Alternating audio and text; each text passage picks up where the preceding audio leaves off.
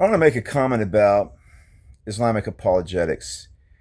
I check out David Wood and Apostate Prophet and some other people who engage in anti-Islamic apologetics and polemics. And I was watching some response videos by Muslims countering these things, and one was about Ayesha. And this, according to official Islamic sources, Muhammad married Ayesha at 6 years old and deflowered her at 9. And the Islamic account said she had not yet reached puberty and she did not have her first period. And that's what the Muslim sources say, that she was out there, like in a little playground type thing, playing with dolls and toys, and she was taken by Muhammad, to be deflowered. Um, so this is really problematic. And what a lot of Muslim apologists say is like, well, she was sexually mature, even though the accounts don't say that, and that she's an adult and she should be treated as an adult. This is acceptable behavior. But it's disturbing to me. I don't think it's acceptable behavior for somebody that's supposed to be a holy prophet of God to have sex with a 9-year-old girl. I have issues with that. And I don't think they're doing Islam any favors by advocating for that. It's disturbing. And you could say, well, this is 1,400 years ago. Things change. There's different cultures. But I don't care if it's 3,000, 4,000, 10,000 BC or today. You just can't make that right. It's not right. She's a child. If she's a few years older, maybe, but 9 years old, I just can't accept that. And he was saying, and like I said, how there's Tom Holland, and he was talking about Tom Holland is one of these people that doesn't believe Muhammad even historically. Well, there might have been a Muhammad, but the accounts that we have about Muhammad aren't historical. And he thinks that this story was made up to give legitimacy to Abu Bakr, the successor of Muhammad. It's like Abu Bakr is the legitimate successor of Muhammad because Muhammad, his favorite wife, Ayesha, was Abu Bakr's daughter. And he took her as a wife and consummated that before she had, before she reached puberty, before she had her first period. And that shows that she's a pure, innocent, and true wife. And that somehow Tom Holland thinks that this story was concocted and made up to give legitimacy to Abu Bakr. He's the true successor of Muhammad because Muhammad's favorite wife was Abu Bakr's daughter. And I mean, I don't know about that, but that's the issue. Are these stories true? Did Muhammad even exist? And there's not really any historical evidence. And that brings us to the other issue that these people are talking about. Like I said, they're trying to defend these things, but it's disturbing. It's disturbing. So there's the question brought up. There's the Islam, the Untold Story by Tom Holland. And I think that there was some kind of Arabian prophet, because the thing is, contemporary historical sources first. Not only do you have no references to Muhammad or Islam until the year 692, but contemporary historical sources contradict the traditional Islamic account. I mean, like the story writings from the year contemporary 634, people seeing Muhammad's in the Holy Land alive. And Islamic sources said he died in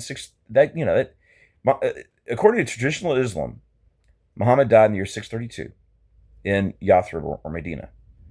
But we have like eyewitness accounts of people seeing Muhammad in Jerusalem in 634, 2 years after he supposedly died. And the story of Muhammad dying in 632 is written 200 years after whenever he died. So there's an issue. There's a real issue there. And Dr. J. Smith is like, this is all concocted. There was no Muhammad at all. Or he lived in Persia or Uzbekistan or something. These people are all over the place because they realize you can't trust the traditional Muslim accounts. So Raymond Ibrahim, he's a Coptic Christian Arabic speaker and a good scholar. He read this hadith. It's a very bizarre hadith where Muhammad goes out, takes a friend named Abdullah, goes out in the desert and does like a magic circle around Abdullah and tells him to stay in the magic circle. And then these people appear about a stone's throw away, 20, 30 feet away from where Abdullah is.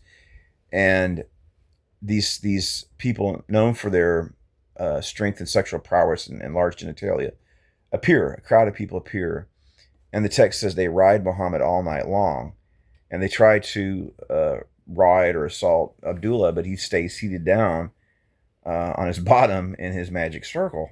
And even though they try to ride him as well, they don't. So Raymond Ibrahim's point is like, if you're doing anti-Islamic apologetics and polemics, don't discount the Hadith, because it's a gold mine. It's a gold mine of material on our side. So one of these Muslims was like, oh, I'm really offended that David Wood and Raymond Ibrahim read this story. And it's like, well, David Wood and Raymond Ibrahim didn't write the story. It is in your scriptures. The Hadith are scriptures. The Hadith, since Muhammad is viewed by them as the most perfect man, the standard that everyone should copy forever, Muhammad is the ideal man, and what he does and said and his practice is authoritative for Islam. That means that his official biographies are they're scripture, and they're obligated to believe these things. So this Muslim apologist is getting all mad at David Wood and Raymond Ibrahim, but they didn't write it. They didn't make it up. They're reading from official Islamic sources. So what are you getting all mad at them for? And they're trying to reinterpret it. And this man's being dishonest because he's not dealing. I mean, he's coming up with arguments that were already refuted by David Wood and Raymond Ibrahim. So I guess from a Christian perspective, that it's good they're putting these videos out because they're not helping their cause any.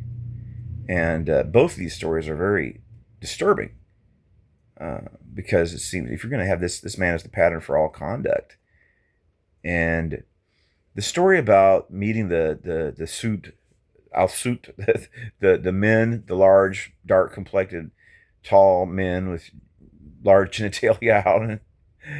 I mean, if you read the story, number one, it's just disturbing on the face of it.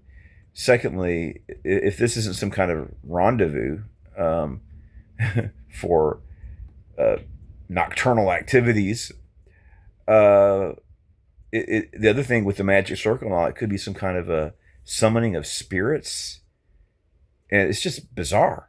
Either way, it's very bizarre, and there's sexual connotations both ways, because as Raymond Ibrahim David Wood mentioned, it's the jinn, which are a form of spiritual creatures. They're not viewed as asexual, right? They have gender and they're able to have sexual intercourse. The jinn are, even though they're some type of a spiritual being. So, yes, very. I mean, they're trying to defend Islam, but very, very troubling on both counts. My position, like I said about the Hadith, I think that until recently, this is another recent phenomenon, historians took Muslim sources as, they just took it for granted as if they're historical. But now that's not, it's recognized they're not historical documents. And they need to be questioned. So I think the process of reconstructing what likely happened, who Muhammad, the historical. So basically, we're just beginning the quest of the historical Muhammad. And we need to understand that these traditional Muslim sources are not historical, but perhaps applying historical methodology, we can approximate what may have happened, theoretical reconstruction, but it's going to be something different from what official Muslim sources say.